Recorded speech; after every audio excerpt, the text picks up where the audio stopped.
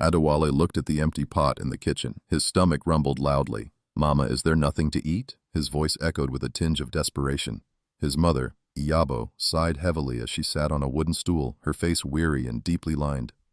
"Adewale, I've cooked the last yam in the house yesterday," she confessed, her voice full of sorrow. "We must manage till tomorrow."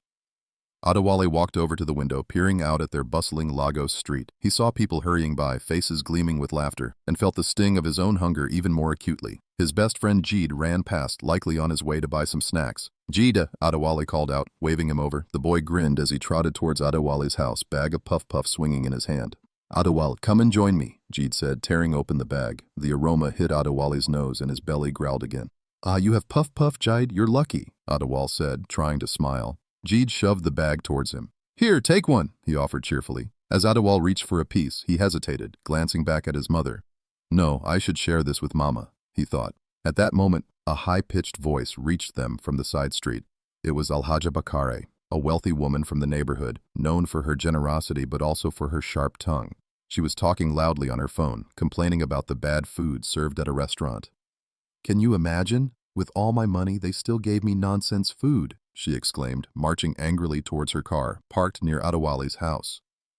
Jeed nudged Adewale, whispering, "See how some people waste what they have." Adewale nodded silently, thinking about his empty stomach and how even a little help from someone like Alhaja could make a difference. Later that evening, Iyabo and Adewale sat on the porch, the dim streetlights flickering above. Iyabo started talking about the landlord, Mr. Fakarede, who had visited earlier, demanding the unpaid rent. "He said if we don't pay by next week, we will have to leave," Iyabo said, tears brimming in her eyes. Adewale felt a rush of anger, but also helplessness. "How can he do this? Doesn't he know how hard things are for us right now?" "People don't care, my son," Iyabo replied, wiping her eyes. "Only God." She stopped herself, not wanting to invoke faith on a night so heavy with troubles. The next morning, as Adewale sat outside selling sachets of pure water to passers-by, Mr. Fakarede's sleek car rolled to a stop in front of their house. Adewale's eyes narrowed as he approached. "Adewale," Mr. Fakarede called, stepping out with a fake smile plastered on his face. "Tell your mother I want the money today. No excuses." "But sir, we have nothing left," Adewale protested, holding his head high despite his fear. "That's not my problem," Mr. Fakarede sneered, pointing at the house. "If you want to keep your roof, you'll find a way." With that, he climbed back into his car and drove off without another look. Feeling a crushing sense of defeat, Adewale went inside to find his mother trying to fix a tear in an old blanket. He sat down heavily next to her. "The landlord was here again." Iyabo nodded, her fingers trembling as they worked the needle in and out. "I heard him. Don't worry, Adewale. We'll find a solution." Adewale's mind buzzed with frustration and shame. If only they had someone to turn to, someone like Alhaja, who had more than enough to help. But in his heart, he also felt the sting of pride and reluctance to beg. That night, as Adewale lay awake on his thin mattress, listening to his mother's quiet breathing, he thought about what he could do. He remembered the mechanic shop near Jeed's house. Maybe they needed someone to help with small tasks. With nothing to lose, he decided he would try to find work there in the morning, anything to pull his family back from the edge of despair. But the next morning dealt another blow.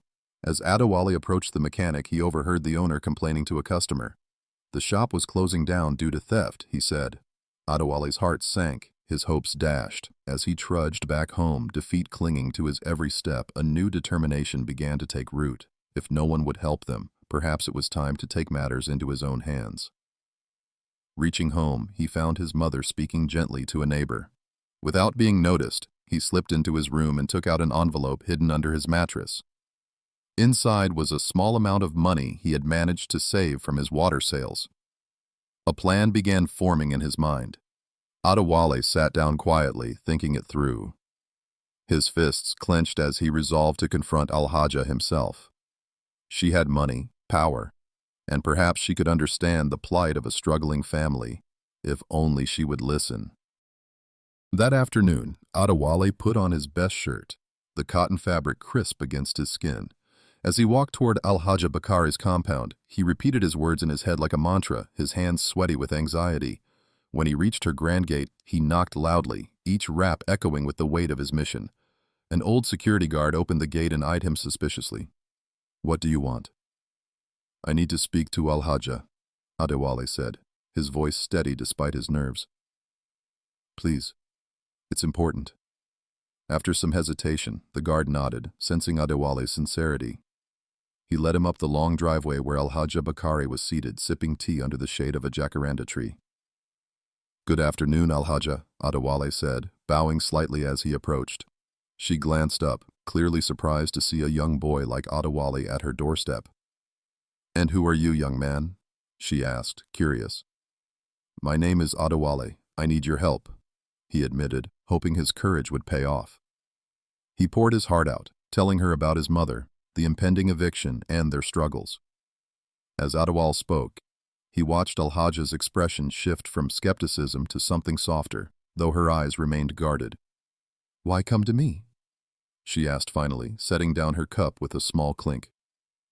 "Because you're the only person I know with the means to help, and I promise, we'll repay you," Adewale replied earnestly. Al-Hajja considered him for a moment, then nodded slowly. "All right," she said, her voice carrying a note of intrigue. "I will help you, but there's something I need you to do for me first." Adewale's heart lifted slightly, unaware of the twist his life was about to take. Adewale stood at the edge of Al-Hajja's compound, a sense of shifting possibility mingling with his determination. Al-Hajja leaned back in her chair, her expression inscrutable behind her large sunglasses. "First, you must deliver this parcel to my friend in Ikorodu. It's important," she began, her voice carrying that mix of benevolence and command she was known for. Adewale nodded, eager to get started. His mind raced with thoughts of saving his family from eviction. As he accepted the task, he felt the tug of something he couldn't place, a whisper of doubt. Walking back home, Adewale felt the weight of the small parcel Al-Hajja had given him. An unspoken warning lingered in his mind. Something about the task didn't feel right. The streets of Lagos seemed louder, more chaotic, as if echoing his own turmoil. "Mama, I went to Al-Hajja for help. She's given me a task to complete first," he said, trying to sound optimistic as he entered their cramped living room. Iyabo's gaze turned sharp with concern. "Adewale, what are you getting into?" she asked, her tone betraying the mix of pride and fear she felt for her son. "It's nothing dangerous, Mama," Adewale shrugged, avoiding her eyes, but the words sat heavy between them. The next morning, Adewale set out early for Ikorodu, the parcel tucked safely in his backpack. As he boarded a Danfo bus, his thoughts drifted back to the conversation with Al-Hajja. Her help seemed like a beacon in their darkness, but why would she entrust him with such a task? Several passengers on the bus offered wary glances, but Adewale ignored them, trying to convince himself everything was fine. Still, a niggling doubt clawed at his stomach alongside his hunger. When he reached Ikorodu, he found the address Al-Hajja had given, a small, nondescript house at the edge of the neighborhood. He hesitated on the doorstep, the reality of his mission suddenly too solid, too real. As he raised his hand to knock, the door swung open, revealing a stern-faced man. "You're Al-Hajja's boy?" he asked gruffly. "Yes, sir. I have something for you," Adewale stammered, handing over the parcel. The man nodded curtly and closed the door, leaving Adewale standing alone with his uncertainties. On the journey back home, Adewale's mind raced with questions. What had he just delivered? What if it wasn't just a harmless errand? His heart thumped loudly in his chest, mirroring the chaotic clatter of the bus wheels against the uneven road. Upon returning home, he found Iyabo sitting in silence, her hands folded tightly in prayer. The sight of her fervent faith pricked at Adewale's conscience, raising doubts about the path he was treading.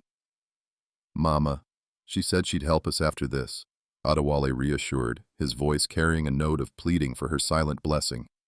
Adewale's relief was short-lived. The next day, a police officer arrived at their door, asking questions about the parcel he'd delivered.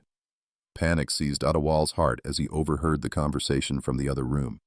He felt the world closing in on him, realizing the dangerous implications of what he had done in desperation.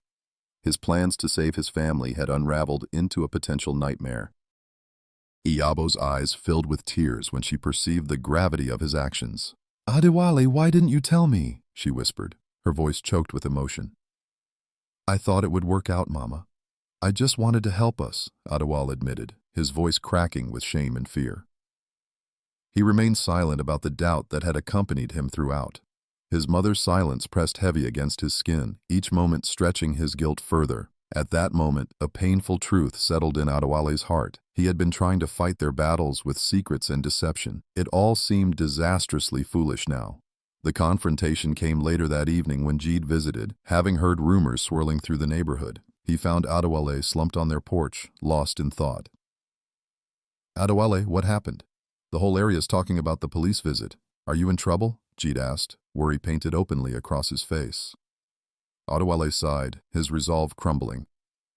"Jeed, I messed up. It was supposed to help us, but now I don't know. I'm scared." "What if she doesn't help? Or worse, what if we get into trouble because of this?" Jeed's words pierced Adewale's heart with the realization of his reckless gamble. As dusk settled around them, Adewale watched people filter out for evening prayers. He felt an ache deep within, an urge to understand or confess, though he couldn't pinpoint which. The smell of burning wood mixed with the night breeze around him, and he recalled a verse he had learned as a child. "Cast all your anxiety on him, because he cares for you." Adewale suddenly longed for the peace that Scripture had promised, something greater than his plotting and anxiety. With tired eyes, he looked up at Jeed, his whispers barely audible. "I need to make this right somehow." The next morning, Adewale approached Alhaja's house again, this time not as a desperate boy, but with the burden of truth pressing against him. He needed to understand, he needed release. Alhaja met him with surprise and perhaps a tad of curiosity. "What brings you back so soon?" Adewale took a deep breath. "What was in that parcel? The police came." "Are we in trouble?" he pleaded, wearing his vulnerability openly. After hearing the full story, Alhaja sighed deeply. "Adewale, I'm sorry. The parcel was just documents for a business deal. I should have been more careful." She paused, eyeing him with a glint of sincerity. "But this shows you what desperation can lead to. It draws you into paths you never planned to walk," she acknowledged, offering a rare glimpse into her own experiences, her own missteps. Adewale nodded, understanding yet feeling the harsh lesson sear through him. "I wanted to help my family," he confessed, his voice small. "And you will," Alhaja replied. "But with honesty and patience, not ever through deceit or shortcuts." As they concluded their conversation, she promised to speak with the landlord. "I will help you and your mother settle in for now," she declared, the solemnity in her voice restoring hope to Adewale's waning faith. Walking home, Adewale let her words settle over him like a balm. He realized the deep intricacies of faith. Trusting when it didn't make sense to, surrendering when everything screamed to fight. As he crossed into his street, he spotted a small group gathering for evening prayers, the melodies intertwined with the cool night air holding out a quiet, insistent invitation. Later he found Iyabo sitting on their porch, a faraway look in her eyes. "Mama," he started, kneeling beside her, his voice overflowing with the weight of realization. "I'm sorry. I tried to take revenge on our circumstances, but it nearly cost us. I see that now." Iyabo pressed a hand to her heart, tears brimming yet again. "Adewale, it's never wrong to want better, but God isn't absent in our trials," she whispered, her strength infusing her words. "He'll lead us through them if we let him." As they embraced under the starlit sky, Adewale felt a peace that he hadn't known before. A quiet surrender to a power greater than his fear, greater than their struggles. A few days later, as Adewale handed the rent money to Mr. Fakarede, a different light shone in his eyes. "Thank you, sir, for your patience," he said sincerely, though he noted the surprise etched across the landlord's features. In returning home, Adewale placed a worn Bible, one belonging to Iyabo, on their table, its pages inviting him to a journey long postponed. "Revenge doesn't free you," he mused aloud, sharing an insight that had taken root within. "Only Christ can," he added quietly, a gentle truth that he intended to let deepen. The whispers of their community hushed slowly as respect filtered back into their lives.